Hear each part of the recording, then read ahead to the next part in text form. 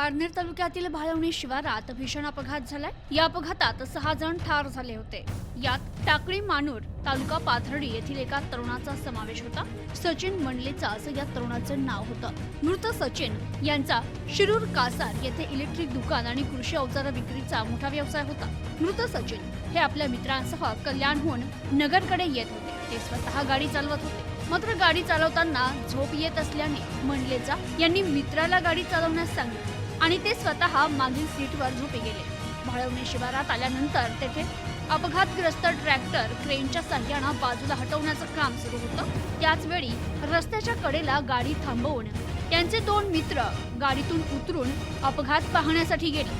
दरम्यान मंडलेचा हे गाडीत झोपले असल्याने मित्रांनी त्यांना गाडीतच ठेवलं आणि काही वेळातच कल्याणहून नगरच्या दिशेने भरधाव वेगाने आलेल्या बसने मंडलेच्या यांच्या कारसह ट्रॅक्टर आणि 9 जणांना चिरडलं। त्यात कारमध्ये झोपलेल्या मंडलेचा यांचा मृत्यू झाला।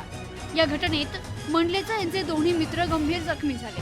सचिन मंडलेचा यांच्या आकस्मिक मृत्यूमुळे कुटुंबावर मोठी शोककळा पसरली आहे। Bureau report, news today 24, Parner, Ahmednagar.